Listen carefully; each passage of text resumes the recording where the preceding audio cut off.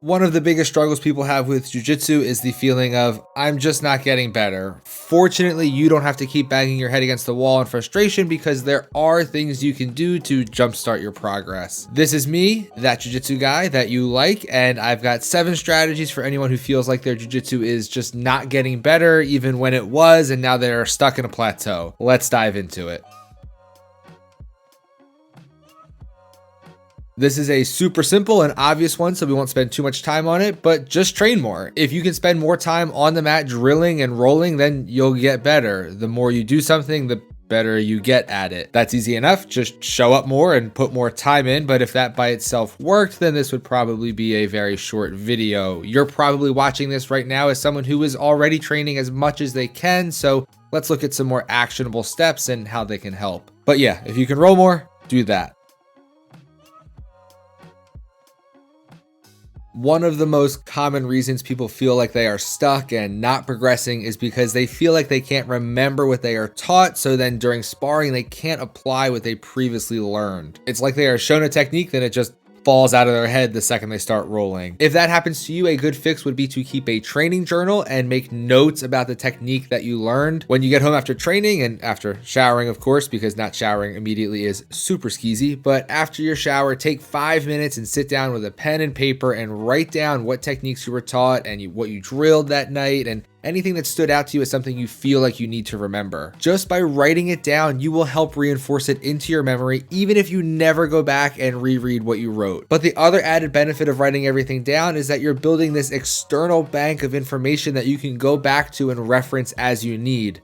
Like, say you learn something and you write it down, then 6 months later you're rolling and you think, I think I know something from here. You can go back and look at your notes about that specific position and technique, and it's being explained to you by you in your own words. Make sure you write things down. And you'll notice I said earlier to use a pen and paper. That's because this study showed an improvement in brain activity when it comes to remembering information when it's written on paper rather than on a digital medium like a smartphone or a tablet. Write it down, keep a journal.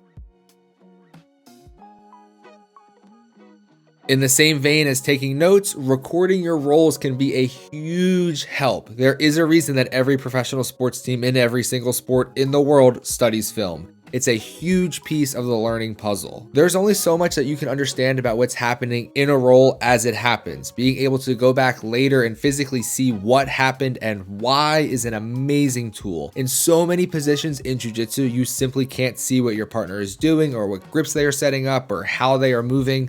When you watch the video back, you will be able to see things from angles that are impossible to see during the roll. You'll better understand why things happened more than just based off your feeling during the roll. You'll actually be able to see it on the video. Plus, there is definitely an aspect of seeing yourself actually perform technique and thinking, oh, I can actually do this. That can give you your confidence back. And you can be world famous on the gram when you post clips like yours truly, because of course you're following me on Instagram.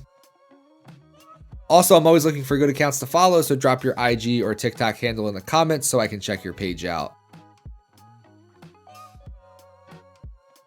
I was talking to one of my buddies the other day, and he was talking about how this week in gi classes, he's really focused on guard passing since he thinks he needs to work on that. And in no gi classes, he's really focused on his leg lock game. This is a smart thing to do, not just because leg locks are awesome, but because in general, he's going into each training session with a plan and specific goals. If you're just showing up to train and letting whatever happens happen, then you might be slowing your own progress. Make a plan and go in with specific things in mind that you want to work on. When you make a plan, it forces you to be self-critical. It forces you to look at your own game and identify things that you like and don't like, and things that you're good at and things you need to work on. Don't just train blindly. Go in with a plan and an agenda. This next one goes hand in hand with the last one. When you're going in with your plan and the things you want to work on, don't just focus on the things that you like or that you're already good at. Force yourself to start in bad positions. I used to hate half guard. I was terrible at it, so I forced myself to start every round there. And now it's one of the main positions I play and attack from. It will be hard, but that's why we do jiu-jitsu. Eventually you will get better at the things you're bad at, but only if you force yourself to get better by forcing yourself to be there. If you only ever do the things you're already good at, then you're not getting any better and you will hit a plateau. Think about where you're deficient and spend a lot of time there making it better. Don't avoid these spots, embrace them. I have always found that I approach training very differently when I'm working towards a goal as opposed to when I'm just training to train for fun. If I have a tournament or a sub-only match coming up, I just feel this different intensity in the training room, and I always feel like I improve the most when I'm working towards something specific. Find a tournament on the calendar and sign up for it. Jump right in and start training for that tournament that's a month or 6 to 8 weeks away and see if that doesn't jumpstart you mentally. When you have something you're working towards, it will help you improve your jiu-jitsu in ways that you might not improve if you're not training for a goal.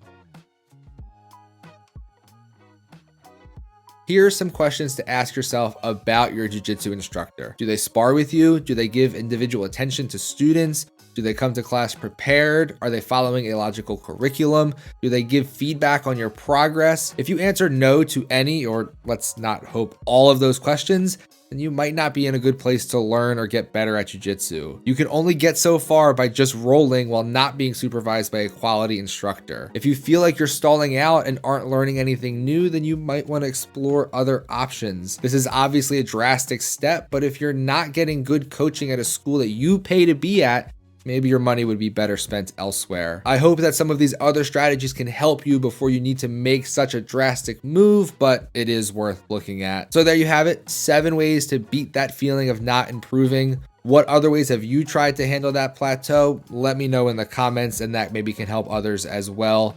I hope you enjoyed this video, and I appreciate you watching all the way to the end. Make sure you hit that thumbs up button and that you subscribe, and I will see you all in the next one.